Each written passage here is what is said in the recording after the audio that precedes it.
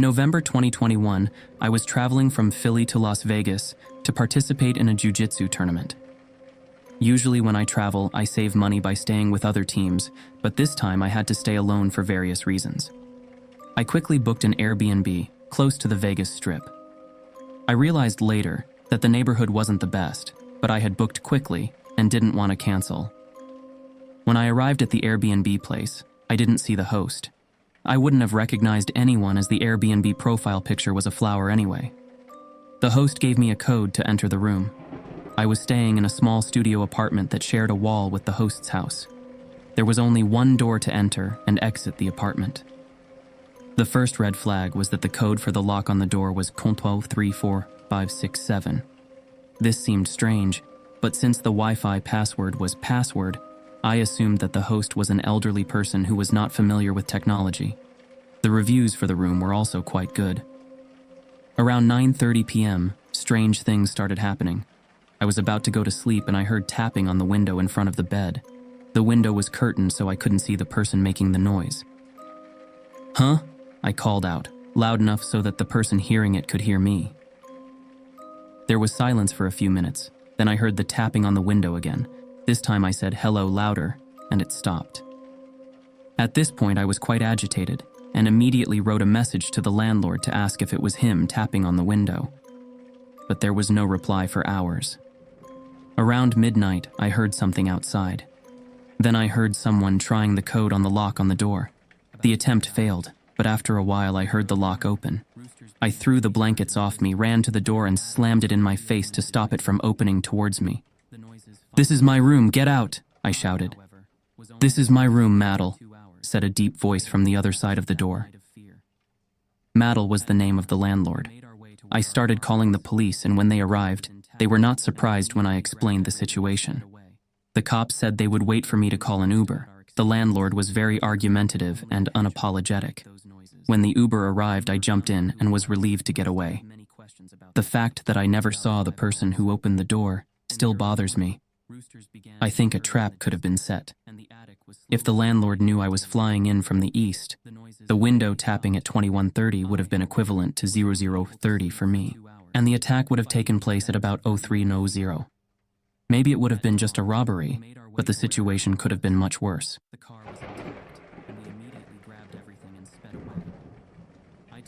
In the summer of 2016, my boyfriend Sean and I decided to take a vacation to Vermont. I had booked an Airbnb and we were going to stay in a cabin.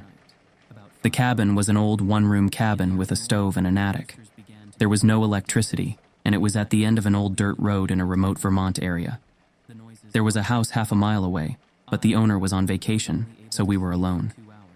We arrived around 4 p.m. and cooked a nice dinner and played candlelight games.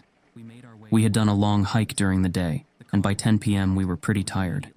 I decided to sleep on the bed in the loft, and Sean decided to sit outside and smoke a cigarette. About 20 minutes later, in that gap in the transition to deep sleep, I was awakened by a loud crash against the side of the cabin.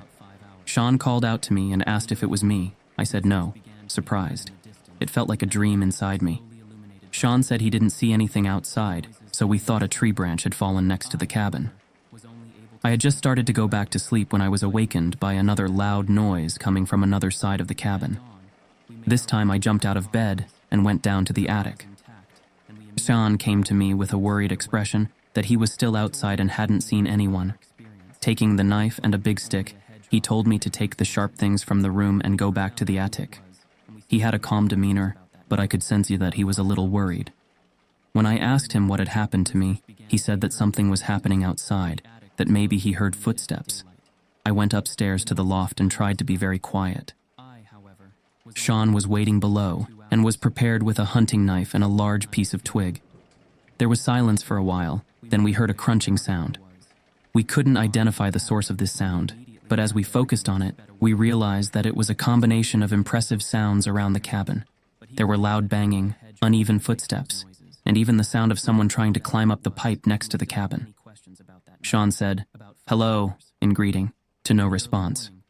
Sean turned on the light so he could see what was coming from outside, but it was impossible to see anything in the darkness. We returned to the room and continued to wait in silence. The strange noises continued for hours. At intervals, we could hear something metal shaking on the side of the cabin. Sean threw another, "Hello," about 5 hours. In the early morning, roosters began to be heard in the distance, and the attic was slowly illuminated by daylight.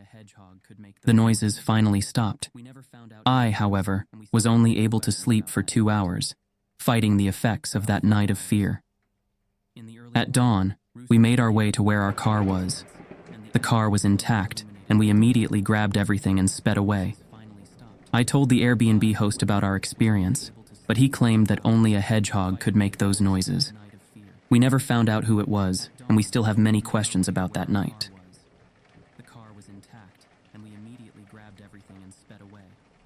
In the summer of 2019, during a trip to Vermont with friends, we had a strange experience. The cabin we booked on Airbnb was located in the middle of the woods, far from modern life. There was no electricity, and the cabin had an old stove and an attic space. The first few days were uneventful, hiking during the day and cooking by candlelight in the evenings. But at the beginning of the second night, there was silence. As I fell into a deep sleep, I was awakened by a loud bang on the side of the cabin. Immediately behind me came the voice of my friend Sean. "Was that you?" I asked him, but he said he didn't see anything. Restless, I turned over and tried to go back to sleep, but after a while, there was another violent blow on the sidewall of the cabin. This time Sean's anxiety increased and we focused, looking at each other. There was silence for a while. Then we heard a frictional sound around the cabin, slowly being pulled away. Sean went downstairs saying he would wait with me upstairs. As we waited upstairs, I saw a light outside illuminating his surroundings. Then a click, then the sound of many heavy footsteps. Our eyes were glowing with fear. Sean decided to host about our experience, but he claimed that only a hedgehog could make those noises. In the summer of 2017, my wife and I decided to plan a retrospective vacation. At the suggestion of a friend, we decided to stay in an old manor house in Scotland. It was rumored that strange events had happened in the past, but our desire for adventure drew us in. When we arrived at the manor, old stone walls and a mysterious atmosphere welcomed us. The first days were quiet, but on the night of the third day, while looking out of the window of our room, I began to notice strange shadows in the garden. Shadows that were not cast in a normal way, but moved as if controlled by an entity. When my wife and I went down to the garden, the shadows suddenly disappeared. But as we walked around the mansion, we realized that there was an ancient cemetery. Although many of the tombs were worn down by time, one was particularly striking. It had strange symbols and writing that we couldn't make sense of. As the night wore on, we began to hear strange noises inside the mansion, as if events from the past were being reenacted in the silence. Throughout the night, we watched strange shadows dance in our room and tried to understand the source of the strange sounds. The next morning, we decided to research the history of the mansion. Old records said that this mansion once belonged to a sorcerer and that mysterious rituals were performed here. We felt as if the traces of the sorcerer were still around. We are still trying to understand whether what we experienced during the night was a dream or reality.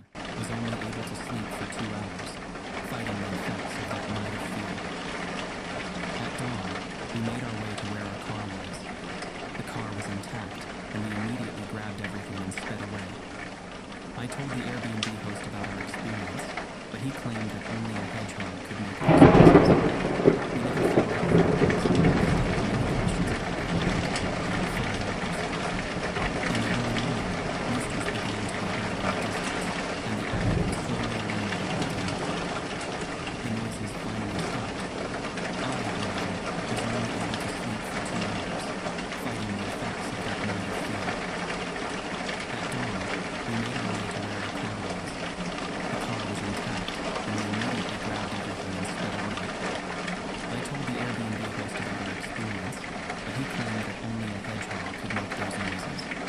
We never found out who it was.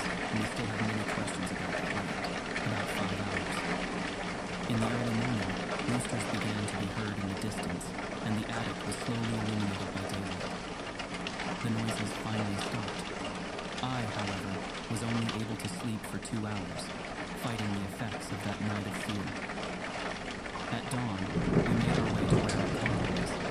The car was intact, and we immediately grabbed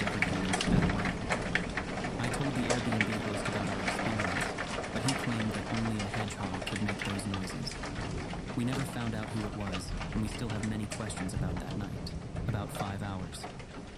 In the early morning, roosters began to be heard in the distance, and the attic was slowly illuminated by daylight. The noises finally stopped. I, however, was only able to sleep for 2 hours, fighting the effects of that night of fear.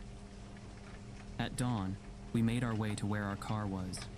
The car was intact, and we immediately grabbed everything and sped away. I told the Airbnb host about our experience, but he claimed that only a hedgehog could make those noises. We never found out who it was, and we still have many questions about that night. About 5 hours. In the early morning, roosters began to be heard in the distance, and the attic was slowly illuminated by daylight.